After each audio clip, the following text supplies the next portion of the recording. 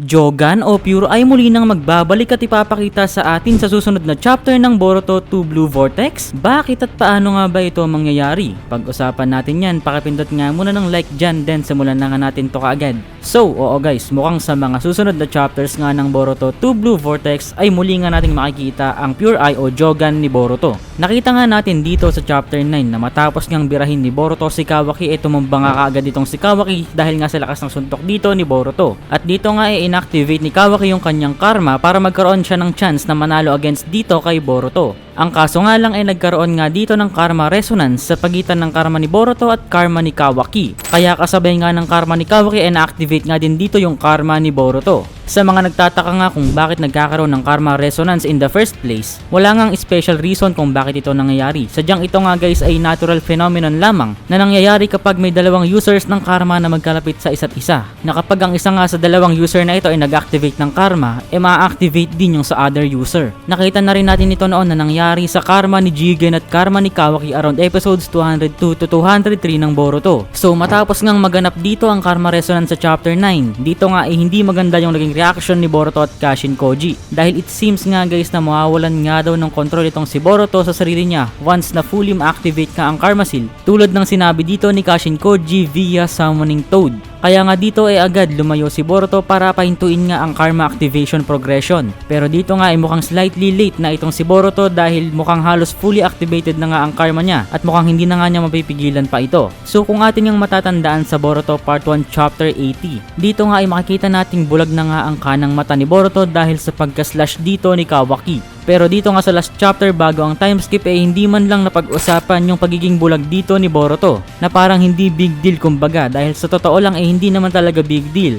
dahil alam nga ng mga writers at alam naman din nating lahat na mapapalitan din ito ng malalakas na ocular abilities o dojutsu. Balik tayo dito sa chapter 9, makikita nga natin dito na bago umalis si Boruto ay nagkaroon nga dito ng pag-emphasize dito sa panel na kung saan makikita nga natin yung mata dito ni Boruto. Dito nga ay nakapikit pa yung kanang mata ni Boruto pero ito nga siguro guys yung some form of clue at foreshadowing ng kung ano yung pwede nating i-expect na parating sa susunod na chapter. Since ito nga guys yung first time na makikita nga natin yung karma activation ni Boruto matapos ng 3 taong time skip. Kasabay nga ng pagka-activate dito ng karma ni Boruto ay may chance nga guys na makita rin natin dito yung pagbukas ng kanyang kanang mata. Hindi nga tayo sure kung Byakugan o Jogan ang lalabas dito. Pero kung pagbabasihan nga kasi natin guys yung time skip scene na makikita nga natin sa episode 1 ng Boruto, dito nga natin makikita yung Jogan at hindi ito Byakugan. So maraming ang rumors online na ang Jogan nga daw ay hindi canon o hindi talaga kasama sa manga. Pero the thing is hindi naman kasi sa hindi canon ng Jogan sa manga.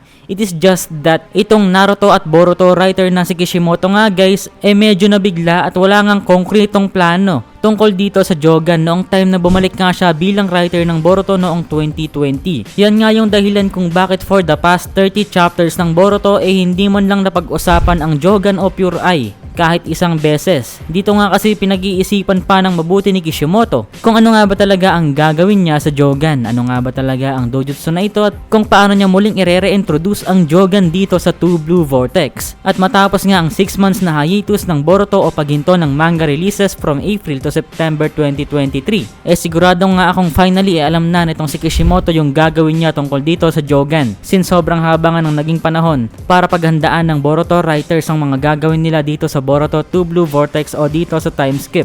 At napanood din naman natin sa last episode ng Boruto Part 1 sa anime na dito nga itinis din sa atin ang Jogan. Ibig sabihin nga nito guys ang Jogan nga ay isang bagay na kailangan pa rin nating i-expect sa nalalapit na hinaharap. At ito nga rin ay senyales na pabalik na ang Jogan sa manga. At yung hinaharap nga na yan makikita nga natin sa mga susunod na chapters ng 2 Blue Vortex. Comment down your thoughts and also subscribe to our new channel. Pakipindot na lang. Paabutin natin ng 1,000 subs yan para mamigay ako ng 10,000 suntok. Joke lang.